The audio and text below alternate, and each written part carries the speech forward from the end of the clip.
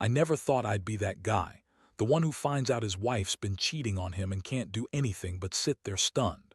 Her name, Emily, and I married her about 4 years ago. At first, everything was perfect, or so I thought. She was the kind of girl who smiled at you, made you feel like you were the only person that mattered, and I honestly believed I had found my soulmate. We had our ups and downs, sure, but I trusted her implicitly. I mean, I had no reason not to. She was the kind of wife who played the perfect part, sweet, caring, always there for me. But slowly, I started noticing little things that made me question everything. She began working longer hours at her job, which I didn't think much of at first. She'd be late coming home, and I'd find her texts open on her phone that she'd quickly hide when I entered the room. She'd get defensive when I asked about her day, sometimes snapping back with a bitchy tone that was unlike her. I brushed it off, convinced she was just stressed or busy. But then came the missed calls, the unexplained absences, and the way she'd suddenly be too tired for intimacy. I mean, I'm not a fool. I knew something was off, but I didn't want to believe it. The biggest sign was her phone. She started keeping it close all the time, sleeping with it under her pillow or hiding it whenever I walked into the room. I'd catch her deleting messages, or she'd claim it was just work stuff, even when I saw the texts that seemed way too intimate. I tried to ask her about it, but she'd brush me off with a laugh or an excuse, something like, "You're overthinking, babe, just trust me." Yeah, right, trust. That word started feeling like a joke. And then the worst part, the week of my dad's funeral. It was a tough time for all of us, especially me. My father was the most important person in my life, and losing him hit me hard. Emily claimed to be supportive but was oddly distant. She kept saying she was stressed, overwhelmed, and that she'd be there for me, but her eyes told a different story. I caught her sneaking her phone into her purse more than once that week. I wanted to believe she was just trying to be strong, but deep down I felt something was about to explode. I was already emotionally drained, and her coldness just added to the weight I was carrying. Then came the day I found something that turned my world upside down. I was cleaning out my desk, trying to distract myself, and I saw a message pop up on her email, something like, "Can't wait to see you tonight. Miss you more than I should." My stomach dropped. My hands started trembling. I clicked open, and what I saw made my blood run cold. It wasn't just some innocent flirt. No, these were explicit messages talking about sex, plans to meet up, what they'd do to each other. The email was from her boss, Jason, someone I had met a couple of times at work functions. I'd always thought he was a decent guy, but the way she talked about him in those messages, like he was her escape, made me want to vomit. I stared at the screen for what felt like forever. My mind was racing. How long had this been going on? How many times had she lied? I felt betrayed, humiliated, and so angry. The worst part, seeing her name pop up on my caller ID that very night. I knew I had to confront her, but I didn't know what I'd say or how I'd handle it. I just knew I couldn't let her keep deceiving me. I was about to find out the real truth, and I could already feel that cold, empty feeling settling in my chest. That night I waited in the living room, heart pounding, fists clenched, trying to calm the storm inside me. I knew I couldn't keep pretending everything was normal. When Emily finally came home, I could see it in her eyes. She was trying to act casual, like everything was fine, like I was overreacting. That pissed me off even more. I called her out the second she walked through the door. "Who the hell is Jason?" I asked, voice steady but filled with anger I couldn't hide. Her face froze for a second, then she gave me that bitchy smirk, like she thought she could just brush it off. "What are you talking about?" "Jason's just my boss. It's nothing," she said, dismissive as if I was stupid for even asking. "No, Emily, I saw the emails, the messages, the way you talk about him. You're screwing him, aren't you?" I shot back, my voice rising. She rolled her eyes and crossed her arms. "God, you're so paranoid. It's just work stuff. You're blowing this out of proportion. You're always accusing me of things. Maybe if you weren't so insecure, I wouldn't have to hide things." I couldn't take it anymore. The words hit me like a punch in the gut. I felt rage boiling up. How dare she call me insecure when she's been sneaking around? I told her I'd had enough. I wanted the truth, no more lies, no more bullshit. "Stop lying," I said through clenched teeth. "I know you've been cheating on me. Don't even try to deny it." Her face darkened and she snapped back, "Oh, so now I'm a cheater. You're unbelievable. You're accusing me of cheating, but what about you? You're so obsessed with your stupid work and your stupid family, you don't even care about me anymore. You're just accusing me because you're insecure." That was the last straw. I couldn't listen to her anymore. I felt a wave of betrayal and heartbreak. I wanted to believe she'd deny everything, but I knew better. I saw her eyes flicker for a second, the guilt, the shame. Whatever she was hiding, it was too late now. I told her to pack her things. I said I never wanted to see her again. She tried to argue, to lie, to twist everything around, like she always did. She said I was overreacting, that I was crazy, that I was jealous for no reason. But I wasn't hearing it anymore. I just wanted her gone, out of my life, because my trust was shattered beyond repair. The silence after she left was deafening. I sat there, staring at the door that just closed behind her. My mind was a jumble of rage, sadness, and confusion. How did I get here? How did I let someone so cold and manipulative destroy everything I thought we had? I kept replaying the moments when I missed the signs, when I ignored my gut because I wanted to believe in her. Now all I had left was this emptiness, this aching feeling of betrayal that would stay with me forever. The days that followed were the worst of my life. I was numb, a walking shell of myself. Every time I closed my eyes, I saw those messages, that look in her eyes when she lied to my face. It felt like I'd been punched in the stomach repeatedly. I kept asking myself how I missed all the signs, how I didn't see it coming.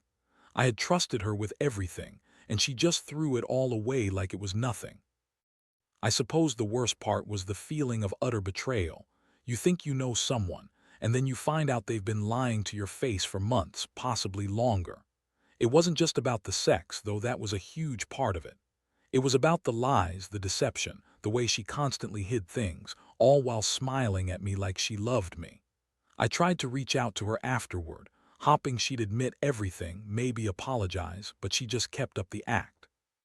She told me I was overreacting, that I was imagining things, that Jason was just a work friend, that I was insecure. That's when I realized she'd made her choice, and she didn't care about me at all. I felt like I was losing my mind, caught between anger and heartbreak. I couldn't focus at work, couldn't sleep, couldn't eat. My friends told me I should just let her go, but I couldn't, not yet. I kept replaying the betrayal over and over in my mind, trying to piece together how I'd missed all the signs. One night, I found myself looking through her phone again. I knew it was wrong, but I couldn't help it. I needed closure. I scrolled through her messages, her photos, her emails, anything I could find. And then I saw more. There were messages from her to other men, flirtatious texts, even some that hinted at sex. She'd been screwing around behind my back longer than I thought. The worst part was the way she lied about everything, making it seem like I was crazy for even suspecting her. She had this way of twisting stories, making herself seem innocent while she was out there doing whatever she wanted. Honestly, the more I looked, the more disgusted I felt. Not just at her, but at myself. How could I be so blind? I started questioning everything I knew about her. Was she really the sweet girl I married? Or was she just pretending all along? I kept asking myself if I ever really knew her at all.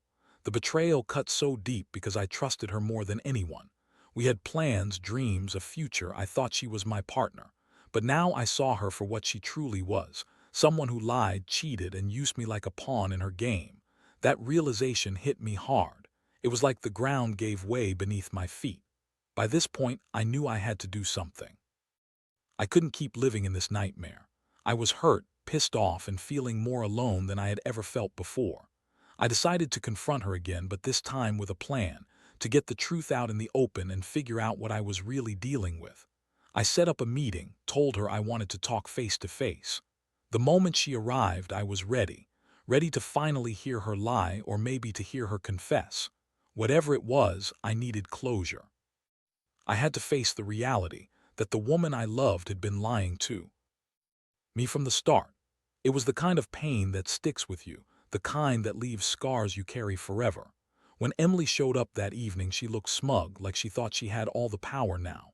I could see the arrogance in her eyes, like she believed she had outsmarted me, that I was too weak to do anything about it. She sat across from me on the couch, crossing her legs, giving me that bitchy smirk again. I took a deep breath, trying to hold myself together, and I started laying everything out. I told her I knew about Jason, about the emails, the messages, the whole damn truth. I wanted her to own up. At first, she denied everything, playing the victim, saying I was paranoid, jealous, insecure, that she would never cheat on me, that I was just imagining things.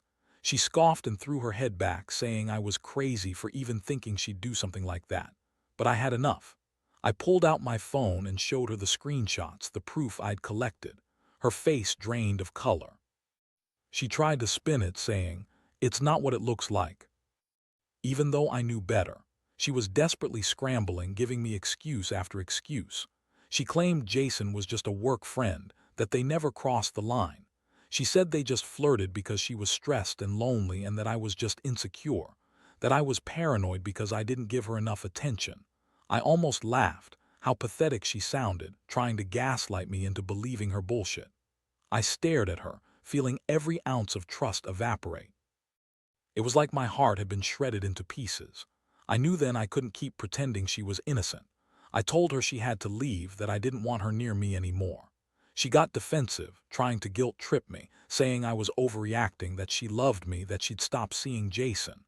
But I couldn't believe a word she said anymore.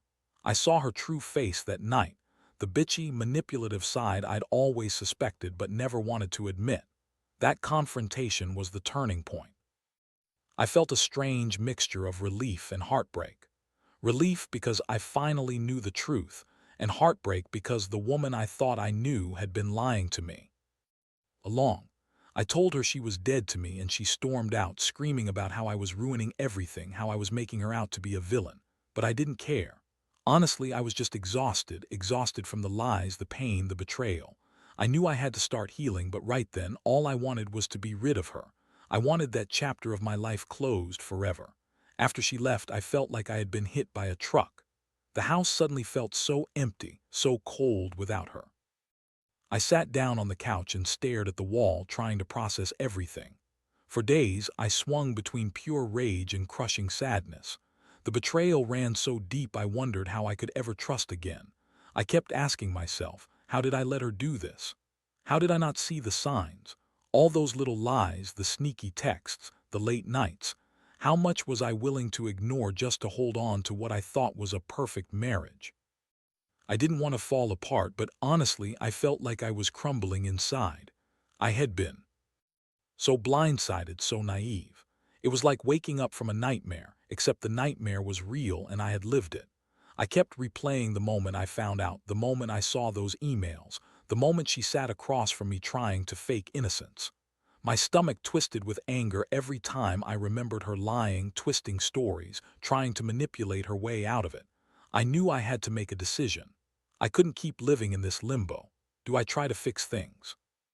Do I fight for her, or do I walk away? My friends told me I should just cut my losses, that I deserved someone who loved me and didn't cheat behind my back. But part of me still loved her, no matter how much I hated her right then. That love was so tangled up with betrayal that I didn't know what was real anymore. Eventually, I decided I needed space. I told her I wanted a clean break, no contact, no strings. I needed to see what life was like without her lies, her betrayal, her bitchy attitude. I reached out to a lawyer and started looking into divorce options. Honestly, I didn't want her to get a penny. I wanted her to feel the pain she'd caused me, to understand what it's like to be completely betrayed by someone you trusted with your heart. That process wasn't easy. I cried more than I thought I ever would, got angry at myself for not seeing it sooner, and grappled with the fact that the woman I married was capable of such cold manipulation. I knew the road ahead would be tough, but I also knew I had to move forward. For the first time in a long while, I felt a flicker of clarity, that I deserved better, that I'd be okay without her. It hurt like hell to admit it, but I was ready to start healing, to rebuild my life from the wreckage she left behind. Looking back now, I realize how much that betrayal changed me. It's like I lost a part of myself that I'll never get back, but at the same time, I gained a clarity I never had before.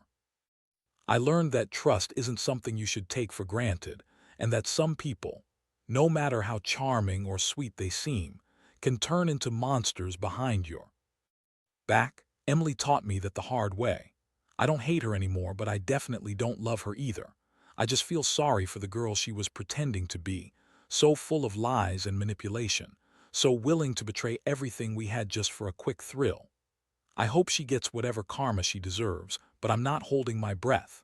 My focus is on rebuilding myself, on learning to trust again, and most importantly, on never letting anyone take advantage of me like that again. If I could give anyone advice from my experience, it would be this. Trust is fragile and it doesn't take much to break it. Pay attention to the signs, even if they seem small. Don't ignore that voice in your head that's telling you something's wrong. Because when the betrayal finally hits, it hits hard, and sometimes the only thing you can do is pick up the pieces and move on. And I am moving on. Stronger, wiser, and more cautious than I ever was before. I don't know what the future holds, but I do know that I deserve someone who values me, someone who won't lie or cheat or betray me. Emily was a lesson I won't forget, and in the end, I'm grateful that I finally saw the truth. It's taken time, but I'm finally starting to rebuild my life without her and without the pain she caused.